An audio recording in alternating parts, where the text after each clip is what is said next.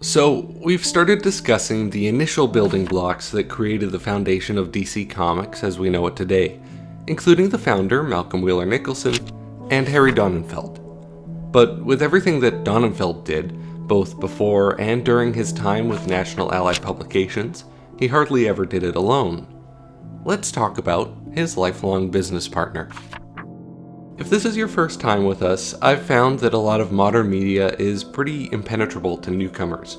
My goal is to provide a breakdown and guide to the DC Universe in the order of creation so it isn't quite as overwhelming. If you have a favorite character or story and it isn't in a video, it's likely to be found in either a previous one or a video coming later down the line. So, to the newbies, welcome, and to the oldies, welcome back. Let's talk about DC Comics.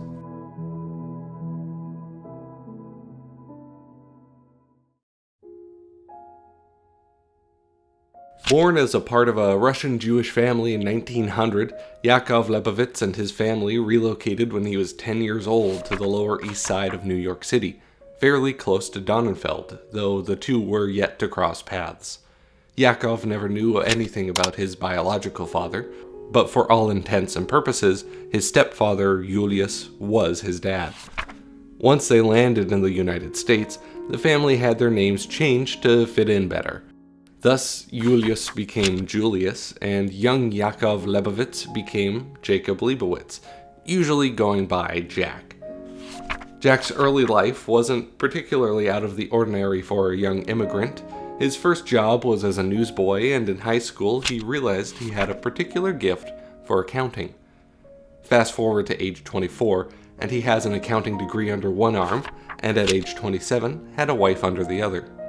Finding work as an accountant wasn't particularly hard for young Liebowitz either. His father, for some time, had been a steward for the Ladies' Garment Workers Union, and they were in need of an accountant. Now, I don't want to understate that he was genuinely gifted when it came to the financial realm. Described as cold, ruthless, and innately effective, Jack became both widely known and greatly respected in union circles. While he was with the LGWU, a printing company was selected to help distribute their leaflets, the same one that belonged to Harry Donenfeld. Finally, the two had met. Now, Donenfeld was always happy to be doing business, and doing it successfully was even better. So at some point, Julius, Jack's father, asked Donenfeld if he'd be willing to hire his son as his personal business manager.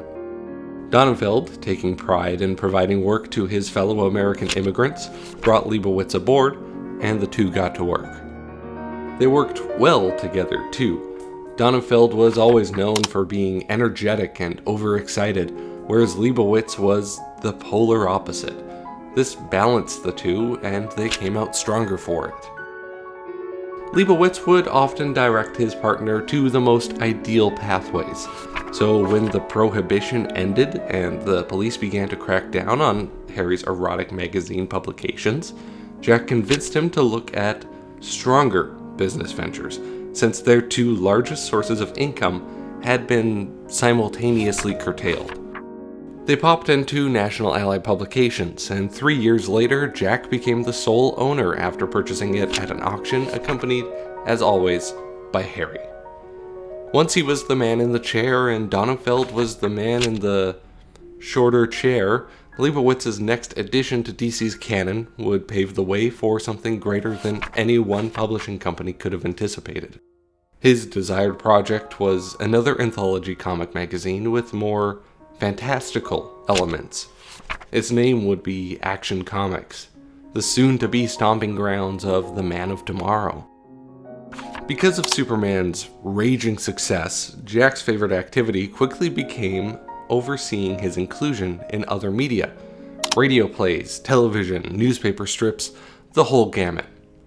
Even later down the line, Liebowitz, through some smart business moves, also became a partner with National Allied Publications' sister company, All American Publications. Sprinkle in Harry's habit for business takeovers, and within a year, All American has become another part of the company. Jack stayed as president of the company up until 1967, when they got sold off to Warner Brothers.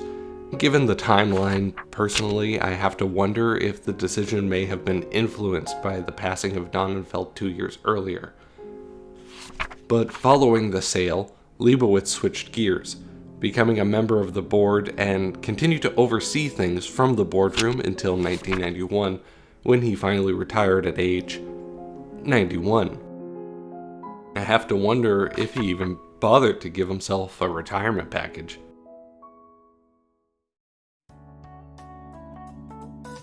Sheldon Mayer is someone whose creations often resonate with me, and probably plenty of others, since he kept the idea train rolling for close to 6 decades. Mayer was born in Harlem, the latest addition to a growing Jewish family. I might describe him as a workaholic, since he'd found his way to working at Fleischer Animations when he was just 17. Scoot the timeline forward a bit, and he was also one of the first half-dozen employees at National Allied Publications, crafting countless characters, like the semi-autobiographical Scribbly Gibbet and the endlessly endearing Sugar and Spike, even well before Siegel and Shuster introduced Superman to the comic page. In fact, on that note, it's also long been rumored that he may have had a hand in the Blue Boy Scouts' launch into print.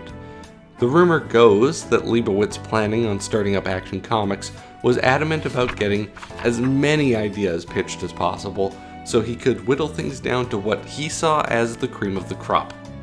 Mayer, after submitting his own fair share, started poking around the office and found Superman in Siegel and Shuster's slush pile, a sort of pile of rejected ideas that maybe they'd either scrap or circle around to at a later date. Now, it's worth noting that Siegel and Shuster always believed that their superhero idea had merit, so it probably would have never gone far enough to actually be disposed of, but Mayer himself insists that he did certainly play a part that led to us getting Superman at the time we did. Anyways, always working, Sheldon spread himself out to a bundle of different publishers, until 1939, when he entered into a signed partnership with All American Publications, which was National Allied's sister company. The two businesses were also always very open to collaboration, so there was still a pretty frequent crossover of works. But having done so much, and having made, as I mentioned, countless characters, Sheldon Mayer actually retired in 1948, though I don't know if I would describe it as a retirement, since his output was still quite frequent, even if you were to argue it was on a more casual basis by his standards. I mean, the man was still making comics in the 1970s, despite his failing eyesight. He even got cataract surgery and just kept on trucking well until he passed away in the early 90s. You've got to admire the work ethic. Clearly, Sheldon Mayer was a man who loved what he did for a living and kept at it as long as he was living. And that's where we'll leave our story for now. If you liked the video, give it a like, and if you liked me, go ahead and subscribe, and I'll see you in the next one.